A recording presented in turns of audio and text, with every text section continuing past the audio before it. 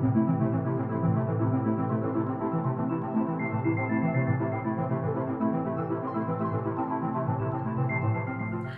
so my debut novelette, Have You Decided on Your Question, comes out in just a few days from Shortwave Publishing on the 4th of April. It's a dark science fiction story, and I'm just going to read a short snippet of it to give you a taster of what the book is about.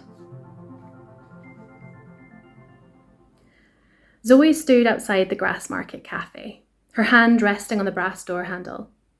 With a deep breath, she walked in, inhaling the smell of ground coffee as it wafted through the open door. He looked up straight away. Adam, his eyes connecting with hers. He gave an awkward little wave of the hand.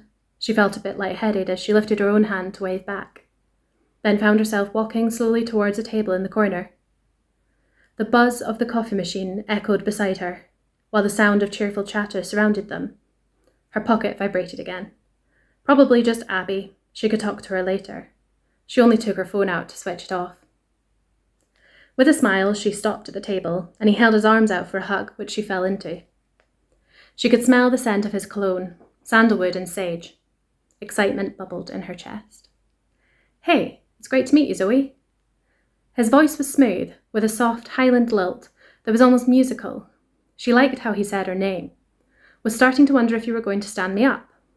Zoe laughed in a way she couldn't remember having ever laughed. "Yes, you too. And sorry, my flatmate was trying to get in touch, but I'll speak to her later." "Oh," his expression fell a little. "Well, hopefully we can get through a coffee first." He thought she was setting up a get-out clause. "Yes, definitely. I'll see her later. It really wasn't an excuse or anything," she added, a little too forcefully. "Great to hear." His eyes lit up again. "What can I get you?" "Flat white," she replied, even though she'd never asked for a flat white in her entire life, but it seemed like the kind of thing you asked for in a coffee shop like this. "And maybe a cake or something, you choose." The spontaneity was new, too. Like there was something about him that made her want to venture out of her usual patterns.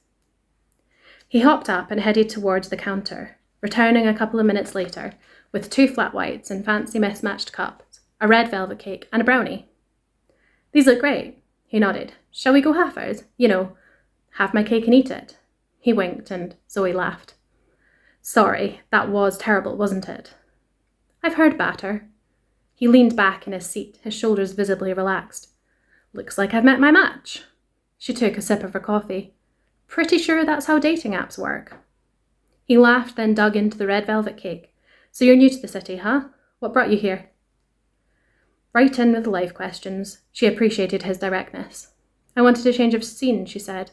"And well, I like museums and galleries, and that's what I want to do. Work in the sector, art curation or archives.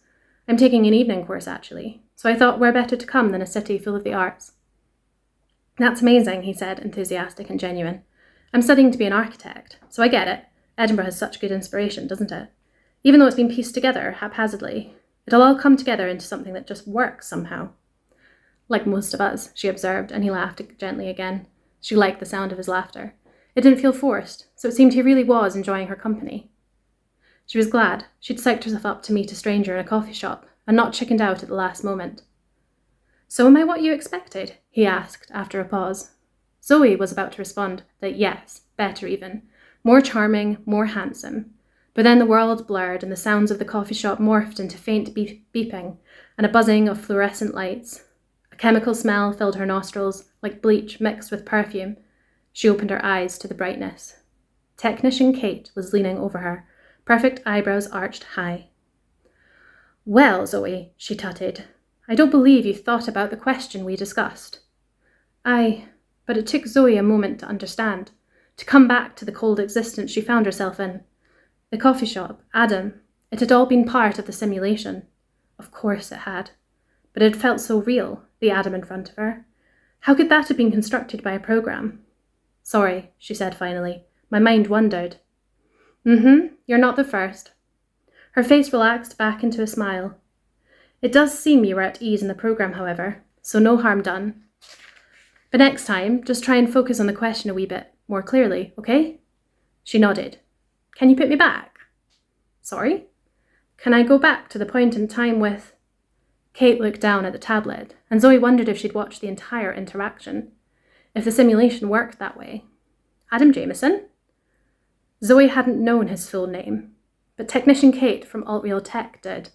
It was definitely creepy, but still it felt good to know it. Adam Jameson. Back when he'd not responded to her apology, Zoe had looked him up on every social channel she could think of, using only Adam and Edinburgh. Yes, a bit creepy too, but everyone did it. She'd still found nothing. There were hundreds of Adams in Edinburgh. It wasn't exactly a niche name. And now she knew they might have hit it off. He'd made her feel different, good, excited, relaxed. It had been a long time since she'd felt something like that. When can I have my next session? She asked Kate. We request that clients wait 24 hours before a second session in case you experience headaches or after effects. She smiled. I see you have a referral voucher for 3 one-hour sessions, but after that, sessions will cost £50 per hour. Would you like to book in your next session now? Zoe nodded, without hesitating. Have you got availability for tomorrow evening? Thanks.